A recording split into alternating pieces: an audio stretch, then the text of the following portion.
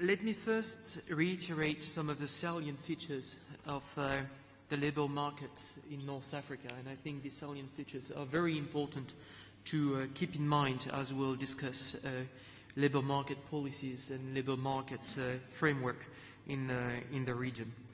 First, on the supply side, and I think a lot of you already know that in the room, but labour force participation is extremely low and below 50% in most of the countries. And in parallel, unemployment in the region is also quite high, 20% in most of the countries. As a result, this combined effect is that in some of the regions in Tunisia, you have only 1% out of 10 which in age of working, which are effectively working. And some of categories are also more at risk. Women, with only a quarter of them in the labour force. They are also 4 times more prone to unemployment in Egypt. And the young and the well-educated are also pretty much at risk, with an unemployment level close to 30% in most of the countries for this category. You also have a very high level of informality across the region, and that is associated normally with poor job security and lack of social protections, 2 issues that are extremely central to the social demand during the Arab Spring. Informality accounts to, here figures varies because it's very difficult to capture informality, but varies. What we have figures of 40% in Egypt, 60% in Tunisia. Finally, there is also pretty much a skills mismatch, which encompasses various dimensions. First, the topics that are being studied are not necessarily the one in need. Second, the level of the degree is not necessarily also the one in need, with in some countries an excess of master's students and not enough students doing vocational training. And the quality also is often at stake. As a result, but we see that in other countries, but unemployment is increasing in some of the cities, and here a typical unemployed person would be a young woman with a degree in law, and at the same time you have jobs which remained vacant in the rural areas, and we have observed that, for example, during the harvest of the olives in Tunisia. And finally, I think one of also what is very characteristic of this region is that you have an extremely strong appetite for public sector jobs, which creates important distortions on the supply side. Education is skewed towards humanities and law because of that. Young graduates in some countries prefer to remain unemployed, waiting for opportunities in the public sector. And we also observe in the aftermath of the revolutions high social pressure to create more jobs in the public sector, and that distorts also the market. On the demand side, what we observe is that we observe quite restrictive policies, labour policies, according to international standards. If we take, for example, the case of Tunisia, the country ranks 3rd from the bottom in terms of barriers to firing people. But at the same time, social taxes are extremely high. Why 90% of the 600,000 SMEs, according to official statistics, are not employing anybody, which means that they're all trying to circumvent these constraints and recruiting these people through the informal sector. What we should also observe as we depict the reality on the ground is that there are 5 fundamental differences between the economy in question, and that will influence strongly the capacity of the governments to implement labour market policies. We have in these regions, the North Africa regions, resource-rich and resource-poor economies. The level of human capital also widely differ in the region, with, for example, Libya, which has almost no human capital, and the neighbouring Tunisia has human capital in excess. The structure also of the economy widely differ, and that affects the capacity of the economies to absorb the new entrants through the private sector. You have the totally undiversified economy like Libya, fairly diversified and almost economies which are starting their sophistication process, like Tunisia or Morocco. The solidity also of the institutional framework differs widely in the region. You have virtually a quasi-absence of institution in Libya, while the administration is fairly robust in Tunisia and Morocco, and hence they have the capacity to implement policy reforms. What we can observe, however, is that across the board, the institutions are insufficiently deconcentrated, which limit the implementation of labour market policies in the regions. Finally, the type of transition across this country widely differ, and that affects the capacity of the countries to implement some policy reforms. It has been quite smooth. This transition is very smooth in a country like Morocco. It's pretty much difficult in a country like Libya, and it affects the country, the capacity of the country to implement, to reform their labour market framework.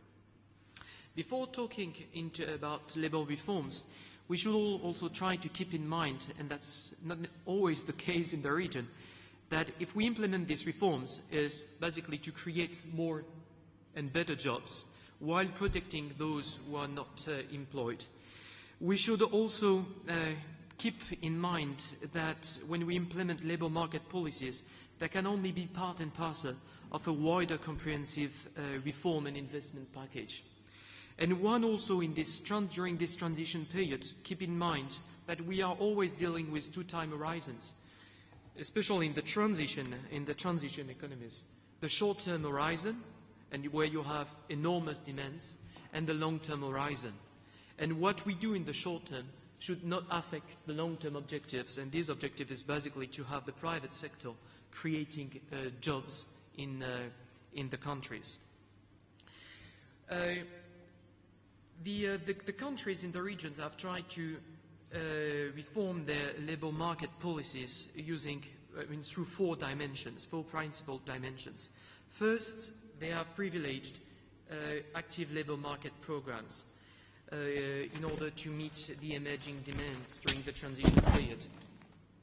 There have been various instruments that have been used in that regard: job seeker assistance, wage subsidies, public works and training. But what we have observed across the board is that in most of the countries, it resulted in a massive recruitment of civil servants, and that has massively increased the weight on increased the fiscal pressure. In Egypt, for example, the government in 2011 hired an additional 1 million civil servants, increasing the wage bill by 13%. In Tunisia, they have done that directly or indirectly. Indirectly, for example, through the national airline company, Tunisia.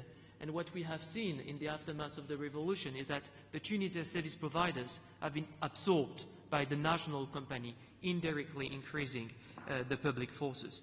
In Libya, what we have seen is that we have seen demobilization programs for the militia that have also absorbed large number of workers into the public forces. So we had in that regard formulated a number of recommendations during the transition period. Firstly, that public employment programs can be made more efficient by working with the private sector.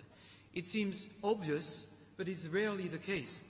If I take, for example, the example of Tunisia, in the aftermath of the revolution, they have created the Amal program.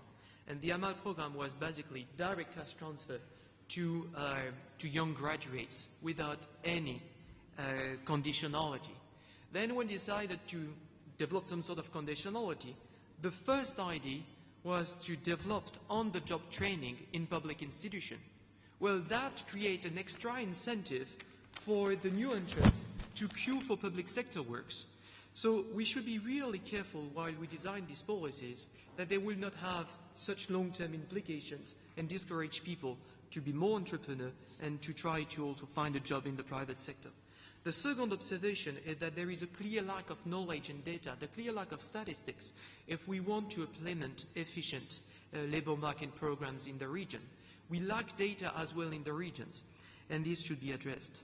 And third, and that goes with what I was saying, we should also pay really attention to the unwanted, undesired effects while we design these labor market programs. The three other dimensions of the labor markets reform that have been put in place are basically making sure that social safety nets are in place, looking at the labor regulations, and trying to improve collective representation and bargaining.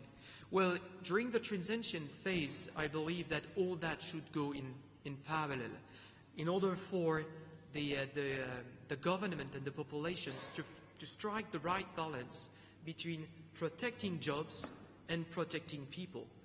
Of course, we have restrictive labor policies, and these are detrimental often to job creation and they favor informality. But if we revise these restrictive labor policies without looking at the safety nets, which are not yet in place, well, it will really become unsustainable because these safety nets are not yet in place to back up a more fluid and flexible labor markets. These reforms, the financing and the sustainability can only be achieved if realized if they are negotiated in a concerted manner. And what is happening, for example, in Tunisia, I think is really the right way to go. The transition has offered the opportunity to renegotiate the social contract and really try to address these issues in a concerted manner. I will conclude on the need, and that was discussed previously, and the need to really go beyond labor policies if one wants to achieve the long-term objectives that I was referring to, and which is basically to create better jobs. First, macroeconomic stability is paramount, and this stability is currently being weakened in some countries of the regions. If we do not have macroeconomic stability, there will be no job creation. Second, there need to be an enabling business environment. Often the administrations in the region do not realize how deep these reforms have to be, and that simple laws are not yet there in place to attract investors and favor innovation in the region. That will facilitate the economic transformation. Third, the right type of human capital should be developed. Issues vary in these regions, but we can make two general observations. The first is that usually vocational training is undervalued in the region, and there is a critical need for skilled workers. And second is that most of the economies in the regions are not producing today the skills that will be needed tomorrow, and even in Tunisia. And finally, rules of law should be observed, and that is not always the case if we want to attract investors, but good investors that are going to also bring into these countries innovation that will basically, which is the only way, innovation and sophistication, which is the only way for the region to create the jobs that are in need today. Finally, I would like to make a small conclusion, which is basically very quick, to come back to your observations and basically a comparison between North Africa and the northern European economies. Often people are thinking that is very idealistic. People are thinking that it is idealistic, but the situation of the region is in fact very similar to the situation in Northern Europe after the first global economic crisis in the 1930s, with high level of unemployment, a harsh environment, incredible economic disparities, and a lack of immediate human capital. And I think that the way this has been resolved is through collective bargaining and negotiations. Thank you.